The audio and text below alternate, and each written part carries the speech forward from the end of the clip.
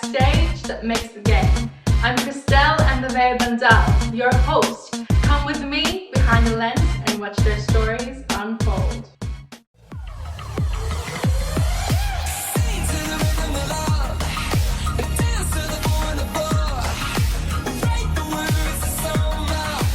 Welcome back to another episode of Behind the Lens. Our next guest is from the pageant industry. She stands up for domestic violence, children's education, and animal cruelty.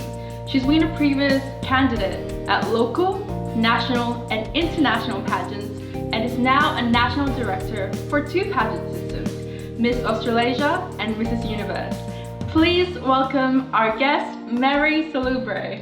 Hi! Welcome, how are you doing today? I'm good, thank you. Thank you for having me. Great, so with our interview, we'll start off by going back to your roots. How is your childhood like? Childhood? Yes.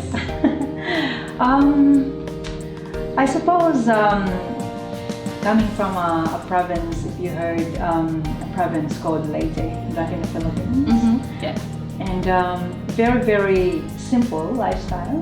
My father is a fisherman and a farmer, whilst my mom is just like a simple housewife. So life is very difficult, but you know when you try to have that goal and have that that you want to succeed in life, so you want to keep pursuing, but it's so hard because you're surrounded with very simple people.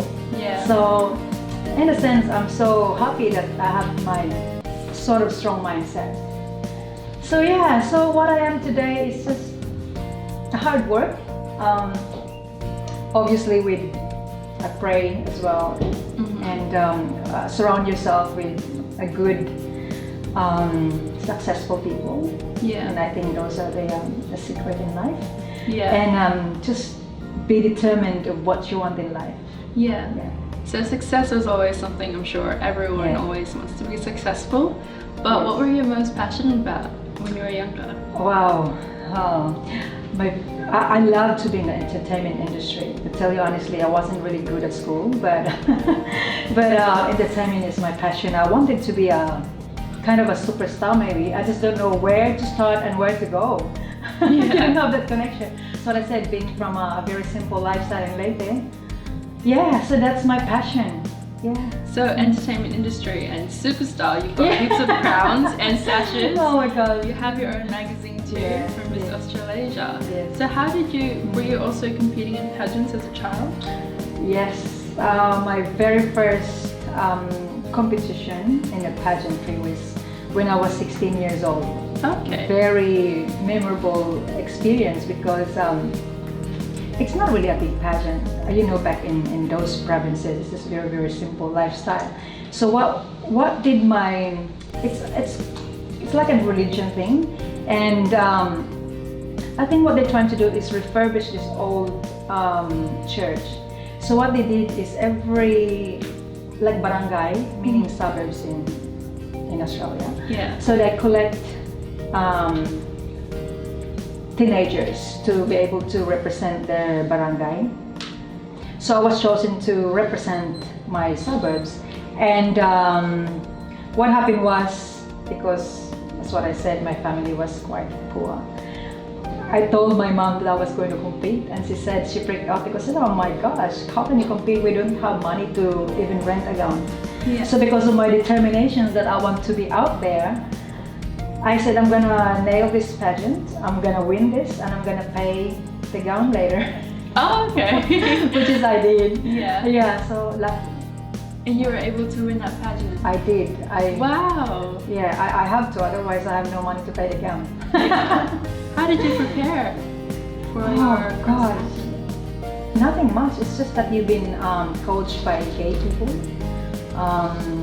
Then of course, I think the determination was the key, that you want to get that really badly, so you just focused, I think. Yeah. And were your family also there to support you on the day of the competition? Yeah, they were there, and they were just overwhelmed, and from there I went to some other pageantries. So I went to the city. Yeah. Didn't win the winner, I mean the prize itself, but I was second runner up, and yeah, So I did twice after that. How did it feel winning? It was good, but I always wanted to be the winner, meaning Yes. the title itself. But I suppose it's a good experience. Yeah. Yeah. And what did you do with that title during your reign? My time, I don't know what Yes. happened to my trophies at home. They're all probably all rusted. Oh, that's okay. Yeah. Were you also going out doing like charity work, volunteering? Was that still something you did as a representative? In the Philippines back then, it wasn't so much about charity. Okay. It's about making money. Actually, it just like during the you have the, I think April, May, June, you have that 3 months sort of school, like you don't need to go to school. Mm-hmm. So that 3 months is like we said, okay, it's like a part-time something. So okay, because my friends are gay, so okay, you wanna compete, there's a fiesta somewhere. So I thought to myself, okay, the price that I could probably buy some clothes with that price, that kind of thing. You don't think of charity because I don't think that the money is enough to do something. So that's what I did. Yeah. So that was in the Philippines. Yes. And when did you end up moving to Australia? I started moving to Australia when I was 18.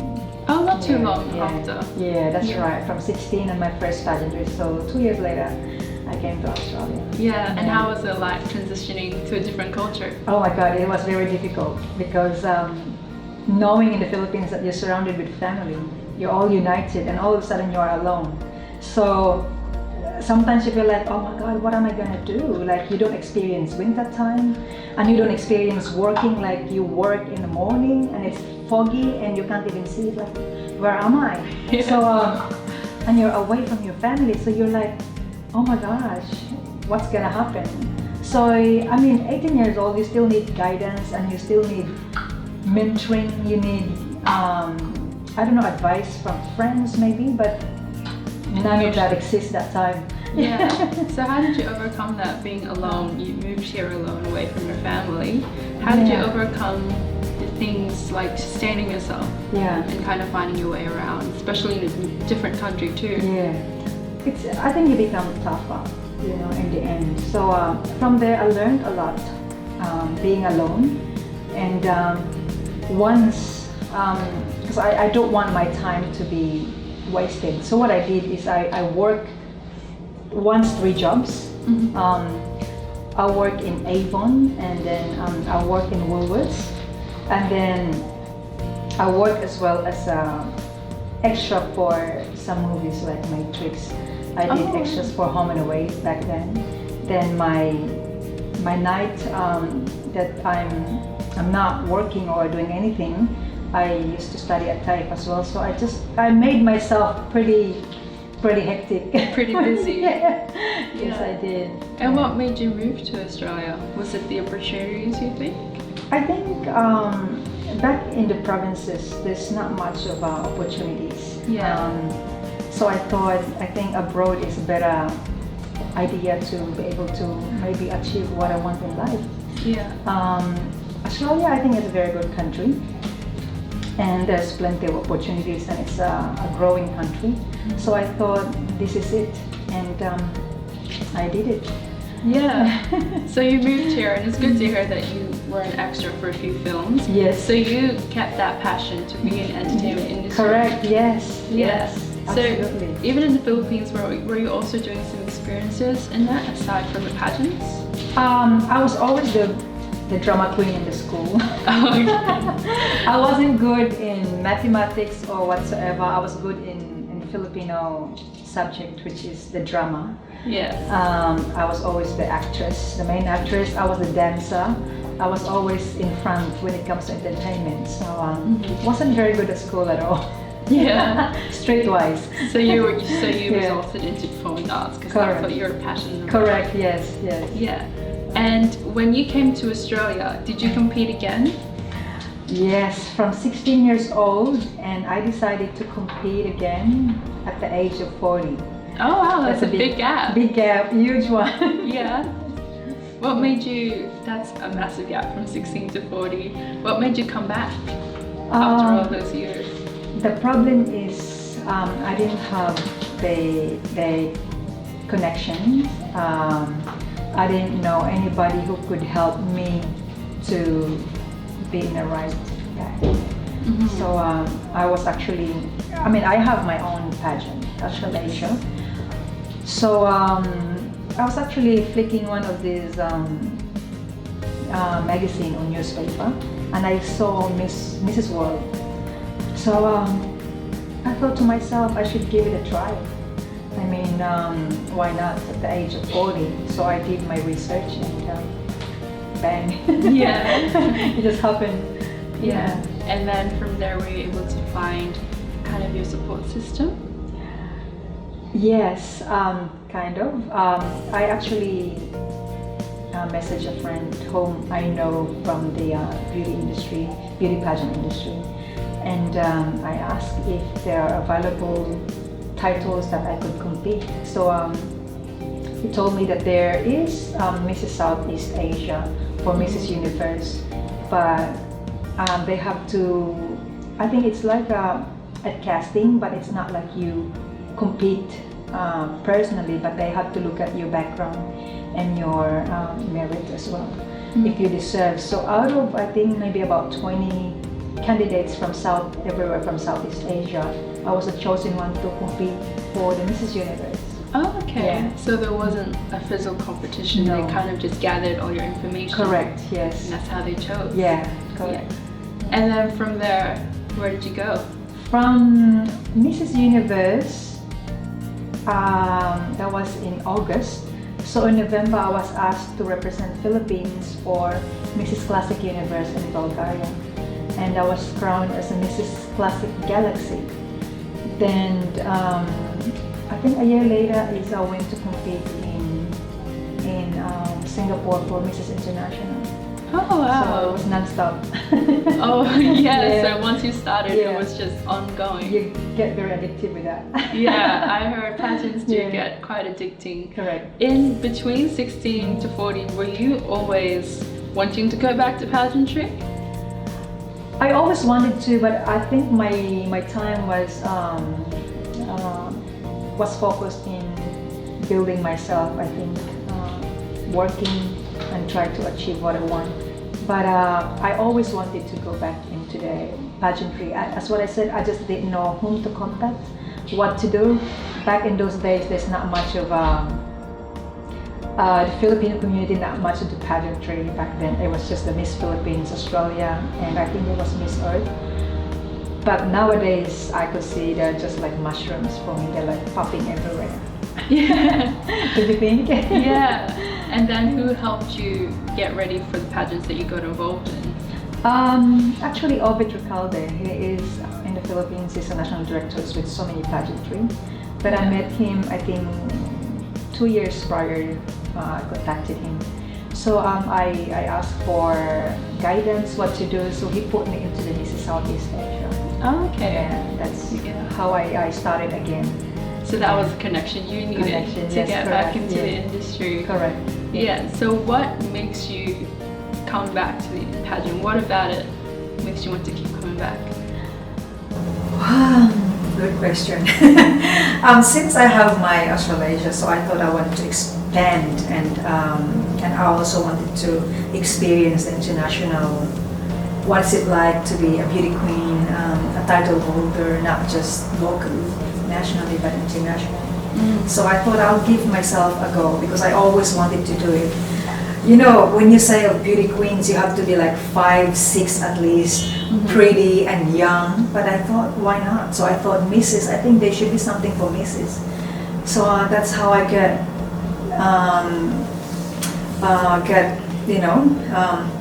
got into the pageantry again. So I thought, give it a try. So it was usually just bad experience. You wanted to get up there and see what it felt like. Yes. Yeah. Correct. And Miss Australasia is yours. You're Correct. the CEO of Australasia. Yes. How did that start? Well, it's a very memorable experience, and the constructing, or what to do.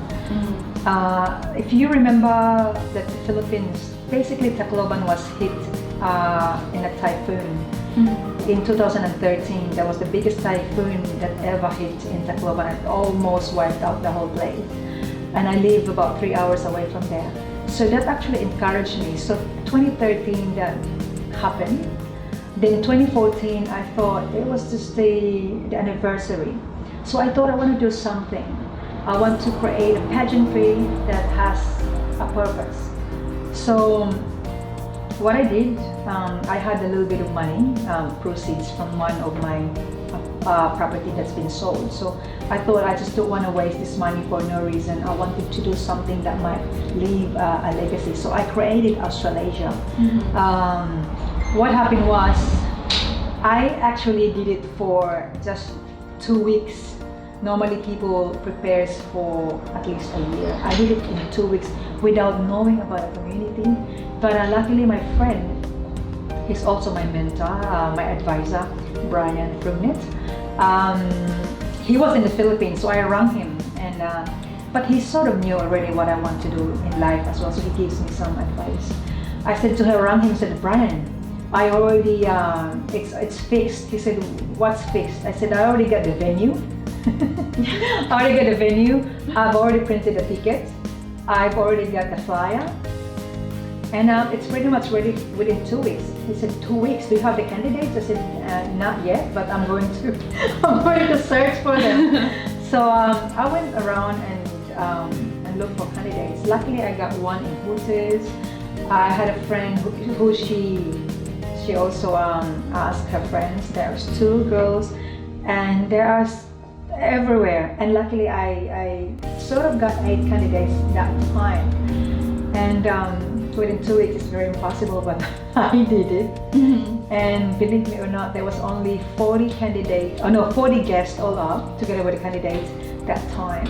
Yeah. So sometimes being impulsive in life, because that's me, there are some good effect, but sometimes there are some bad effect, because at the end of the day, you really wasted that money. It's $15,000 because I had it grand in Swiss hotel, and in the end there was only 40 guests that came, because of course I didn't know the community yet. Yeah. So, but in the end of the day, now it's been 5 years, and pretty much Australasia is well known. Yeah. So what are some other challenges that you went through? 2 weeks preparation for 2 weeks festival. preparations. I tell you what, oh gosh, but the main thing that I always thought, I don't call it challenge, because I was also diagnosed with breast cancer. So I thought that this pageantry will advocate for some, like for example, education, the breast cancer. Hopefully that we could bring an awareness towards that.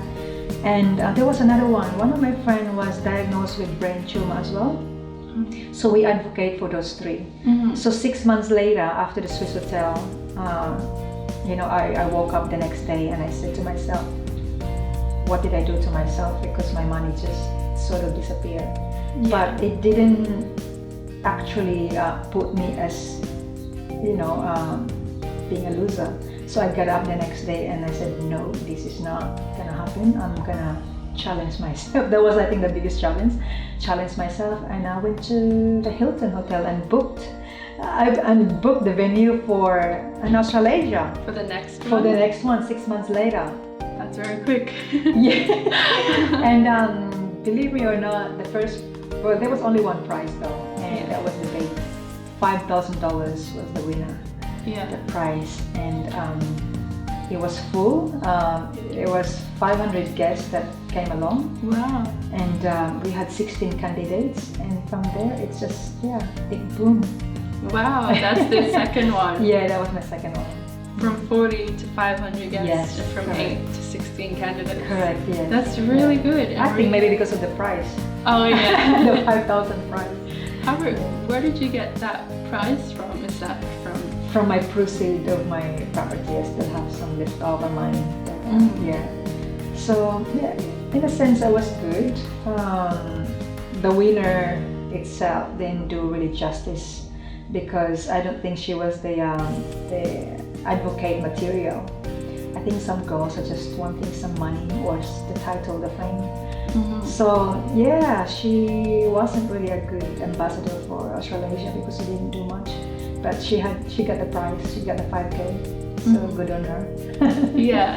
So when it comes to looking for a winner as a national director, do you kind of, because obviously you're there from start to finish, do you already have an idea or already are attracted to someone who is like, this is kind of my ideal type, who I think is the best winner for this year? Yeah.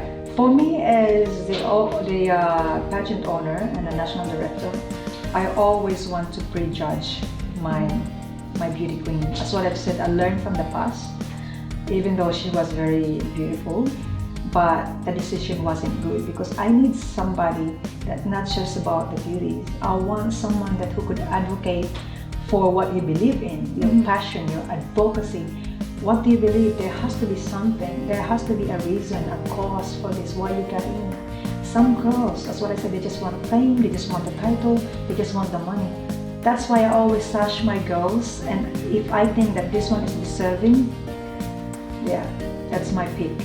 Yes. Yeah, and then so you've got a pre-chosen person. I do. Yeah. Yes. Do the judges, was there judges? We also have judges. Do they influence that still? Yeah, they do.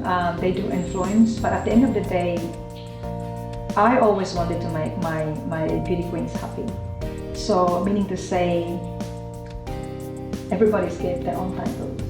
Oh, so so there's nobody's gonna go home empty-handed, and that's just my vision because I always put myself into their shoes. How would you feel if you don't get anything, especially the children's? You know, they're gonna be scarred forever if they go home without nothing. You know, so for me, prejudge who deserves the real title and who's the charity queen. Yeah, so what's the difference between a charity queen and the real winner? There's a big difference with that. For me, charity queen is charity queen whoever raised money in terms of selling tickets, in terms of looking for sponsors, in terms of selling door prizes, tickets, those kind of things. That's what charity queen is all about. But I think people get confused or mixed up when it comes to charity queen and the advocacy person, because there's a big difference. When you say advocacy, you advocate for something that you think you're passionate, like for example animal cruelty, education, exploitation, whatsoever that you believe. That's advocacy because you have to have done the advocacy not just on that day to present, it's from the past. You've been raising funds and doing something. That's what we call advocacy. And advocacy is normally applied, but there's no such thing as a charity that's applied to the criteria of the pageant, because we gotta call it as a money contest. You know, because that's what I said, the difference between advocacy and a charity queen. So the money that you raised and it's been given to the organization, or the advocacy that you've been done from the past, and it's been that they allocate a presentation day, and you have to convince the judges or the organizations that this is my advocacy. I've been doing this for the past 5 years. So yeah, that's the difference with that. Yeah. So the person with advocacy, just repeating, is someone who's had an advocacy before she's come to the competition. And it's an ongoing project for her. Whereas the charity queen is someone who's just raised money for the competition. Absolutely, yes. Yeah. Those are the two mixed up. Yeah. So once they get the crown, what happens then? You know what? Charity queen is also very important when you think about it, because you can also use that to help your advocacy. It's also a big title, but that's what I've said. I just don't want the people to get mixed up with advocacy and charity queen title. It's important if you are really passionate about what you do in life. I think just follow and do and advocate for something what you believed in. That you think there's so many things that you can advocate. You know, there's youngsters right now that are suffering from mental illness. When you think about it, there's a lot of children out there who are homeless, or you know, so many things. There's domestic violence. You can advocate for education. Yeah. There's a lot of issues that you could stand There's up for. so many, whatever you want, just advocate for that and believe in that you can make a difference in the world. Yeah. So once they get the crown, do they still work with the pageant that they won the crown from? Like, do they become the representative for like that whole year that they reign? Do they? Good question. I think nowadays it depends on the ladies. Some girls, that's what I mentioned earlier, that for them fame is what they're looking for and the title. Some girls take it very, very seriously. Yeah. They are the ambassador for that pageantry itself. So what happened is, that's what I said, it depends on that person how important it is for them for that title. I think for a year, if you're a reigning title, I think you should be able to advocate with that pageantry and you gotta respect the legacy or the advocacy of that pageantry, and you should be able to be the ambassador for that and keep going for the whole year. Yeah. So it sounds very exciting how Miss Australasia has grown so much, especially between the first one and the second one. So from 2014, is that correct? Yeah, 2014. Yes. 2014 is 2019 now. You had Miss Australasia again this year? We have, I think, sometimes twice a year. Oh really? Wow. Sometimes. It doesn't mean that twice a year, meaning to say that we separate the little miss or the miss or the misses. Oh, okay. Yeah. So, but every year we have our Miss Australasia. Actually now, there are people that are waiting, and we are also now going for international. So next year we're going to Nepal. Oh, that's exciting. How does it feel? It's really good because, as what I said, we always think of the advocacy that we believe. Nepal is, I think it's going to be exciting because our advocacy is to help those children who are in a cancer, they're in a hospital. So whatever we raise in Nepal, we're gonna give it to the children. Hopefully the hospital will buy some equipment for those kids to have these chemotherapies and stuff.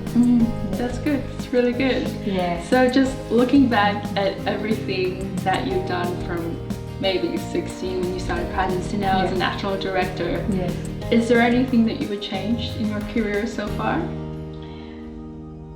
There's nothing that I'm gonna change. Yeah. But I'm gonna add more. Yeah. Yeah, I would love to do more about my career so far. Actually, this is actually good to be a title holder. You can be the voice of that title. You can do more. Of course, you have to be a substantial person to be able to have that voice heard from all over the world. So that's what I'm trying to do right now, is to gather all my beauty queens and hopefully that we can be the voice of something that we can help for some other people in power. Yeah. And what is the biggest lesson that you've had as a national director? The biggest lesson is, I suppose, I think just be humble, be yourself. Speak up if you believe in something that you think there's something that the people should know. From a very naive girl from the province to now who I am right now, I think I can say whatever I want to say as long as it's justified to the public. I don't want to be sued, slandering and defamation, but I always stand for what I think is right. I post in Facebook what I think it's people should know, because I think we should let the people know that we are aware of this, and we have to also make an awareness for the people not to get involved of what's happening around. So awareness is the most important thing, lesson. Yeah. That's wonderful. Thank you so much. So from Mary coming from the province of the Philippines and making her way to Australia on her own, she's gone through a lot of challenges, she's learned a lot, and she's grown a lot. From her first pageant at 16 years old and then coming back at 40 years old, she's now a national director for her own company, Miss Australasia. And she's got a big responsibility as a national director, and I'm sure so many other national directors do. Local directors and also international. You've got a responsibility to look for the right ambassador for your brand and make sure that they are true and genuine to what they say, because they are the role models for the young ones, but also for the adults and for the future generations. Thank you so much for watching this episode of Behind the Lens. We'll see you guys in the next one. She was born and raised in the Philippines. She lived a very eventful life, coming from a hard and challenging lifestyle in a provincial area in the Philippines. She found her way to Australia, a developed country, where she was able to find herself opportunities that helped her become the successful woman that she is today. She was a candidate in various pageant systems, locally, nationally, and internationally.